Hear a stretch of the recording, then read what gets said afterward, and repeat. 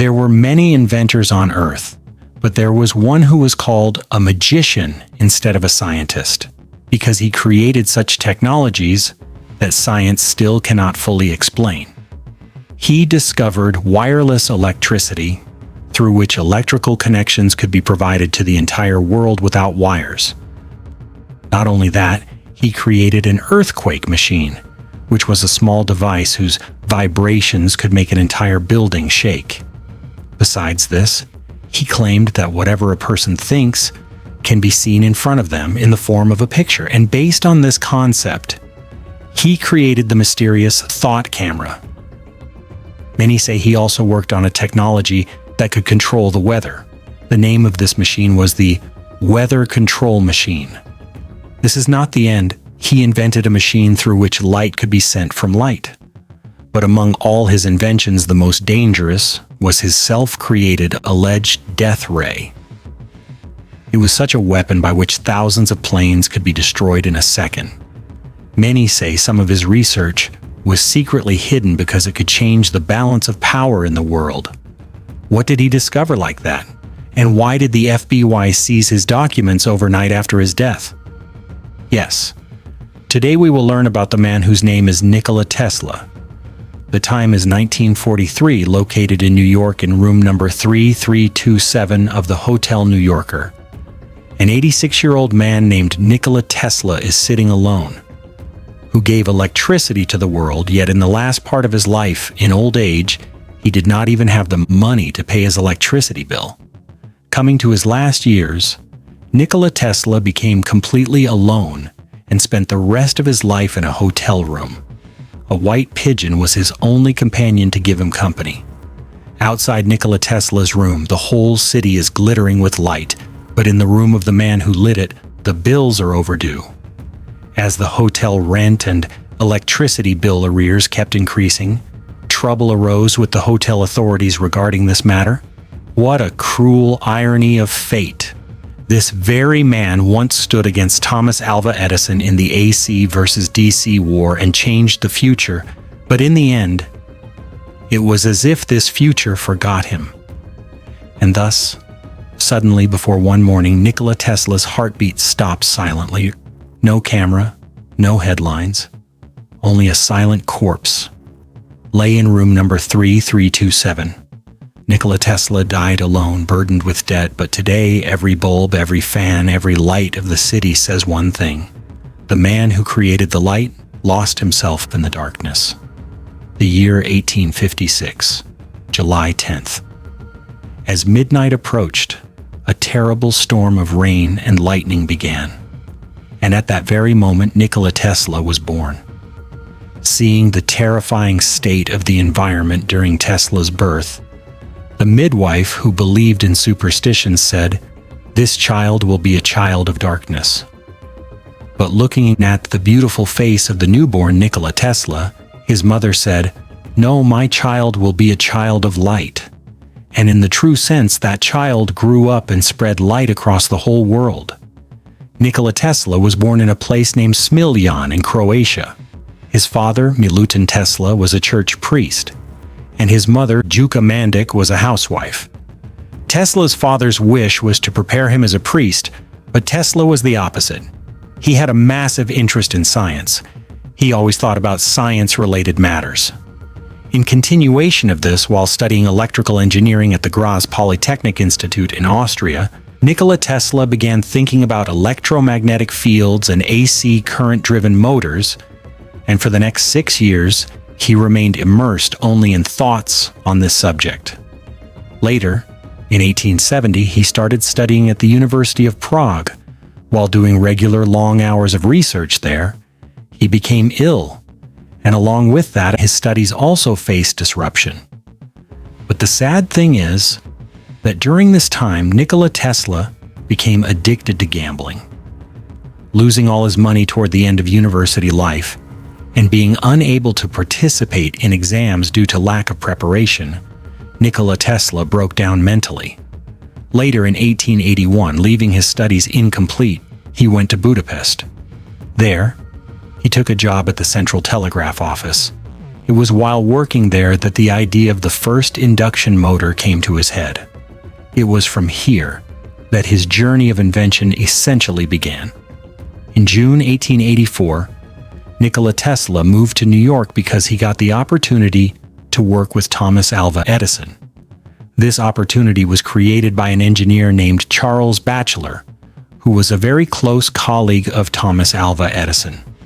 Between 1882 and 1883, Nikola Tesla had worked at the Continental Edison Company, which was basically a European branch of Thomas Alva Edison's company. There, Tesla's job was mainly to repair and improve DC motors, generators, and power systems.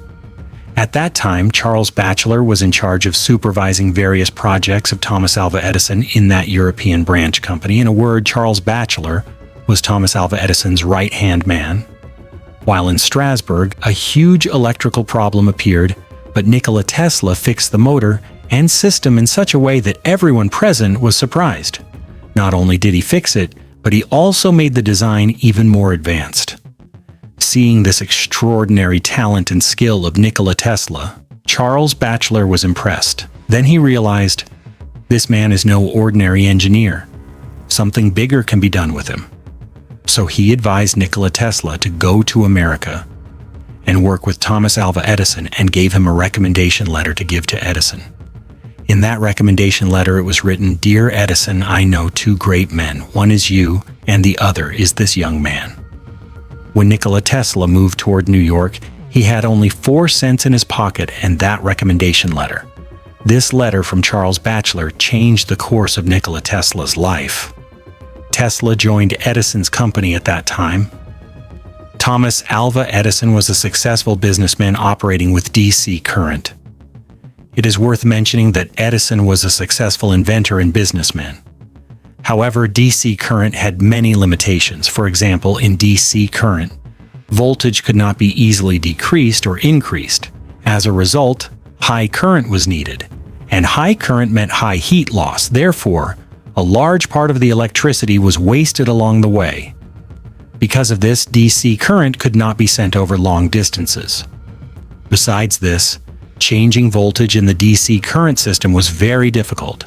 Consequently, it was almost impossible to reach electricity to the outskirts of cities or villages. Power stations had to be set up every 1 to 2 kilometers, which increased costs and made maintenance difficult. In short, DC current worked well only for small areas and low-load places.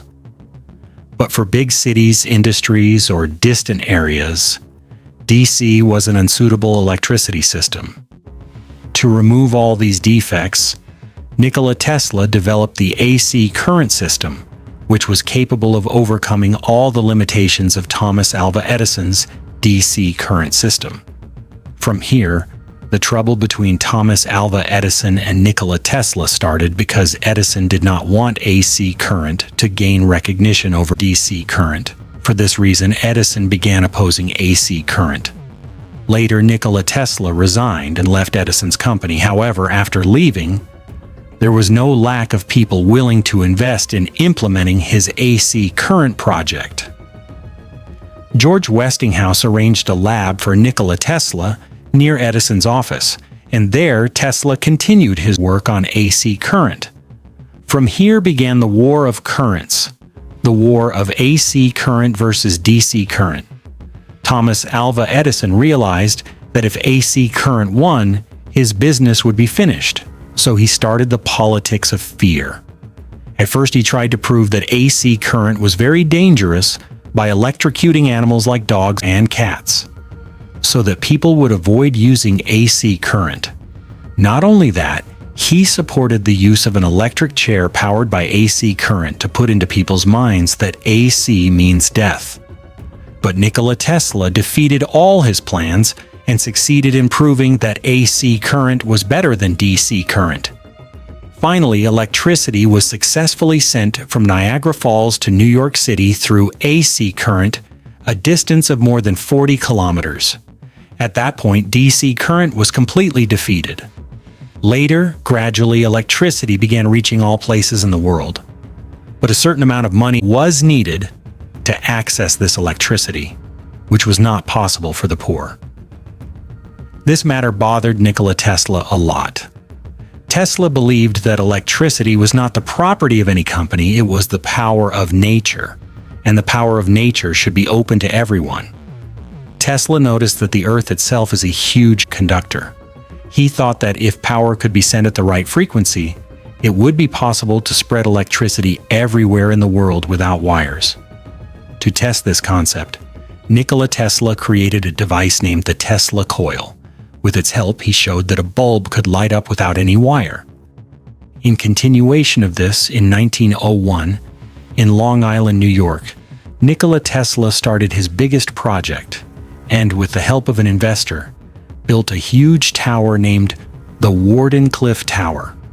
Under this tower, there were metal rods penetrating deep into the ground, and on top, there was a huge coil and transmitter. Nikola Tesla's plan was clear. He would send electricity through the ground and through the air. In this case, no wires would be needed and no electricity bill would be required. For this project, Nikola Tesla received financial cooperation from the powerful investor J.P. Morgan. But Morgan thought it was only for wireless communication, meaning radio. Later, Morgan realized that Tesla did not just want to send messages, he wanted to make electricity free for everyone. Morgan asked, "Where will the meter for this electricity be placed?" Tesla replied simply, "No meter will be needed. It is open for everyone, free." And exactly there, everything ended. Because Morgan was a businessman, and if electricity were made free, his business would collapse. So Morgan stopped funding the project. Other investors also withdrew. From that moment, Nikola Tesla became virtually alone. Since Tesla had no steady income, he did not have the money to start a new large project. Gradually, he became heavily burdened with debt. There was no announcement, no farewell. An incomplete dream silently merged into the earth. As soon as the tower was demolished, the glamorous chapter of Nikola Tesla's life ended. After the destruction of Wardenclyffe, he could never start such a big project again. The reason was clear. He had no remaining money and no investors who trusted him as before. Consequently, his later work remained limited to paper and thoughts. And Nikola Tesla gradually disappeared from public life. His only crime was that he thought about the world and the people of the world. Thinking of the poor, helpless, and destitute, he wanted to make electricity free for everyone, and this desire became the curse of his life. Because he did not think of self-interest, he had to lose everything. In his later years, he became extremely alone. The biggest thing is that in his dedication to invention, he never married. Nikola Tesla believed that love, family, and relationships distract a person's attention. He wanted to keep his entire focus in one place. He believed that the greatest asset of an inventor is focus, and marriage could destroy that focus. For this reason, he did not get involved in marriage. Nikola Tesla was no king. While alive, he did not receive his deserved respect. He had no wealth and no power. But today, in the light the city glows, in the electricity that powers homes, and in the waves through which words travel from country to country, Nikola Tesla remains memorable. The future he dreamed of could not understand him. He did not fight against people, he fought against time, the time that could not understand his inventions. But after many decades, time has finally understood his work. Nikola Tesla died alone, but he left behind such a world that, without his thoughts, cannot even be imagined. Sometimes the greatest people are not born for the people of their own time. Rather, they are born for the people of the next century. And Nikola Tesla is that great man.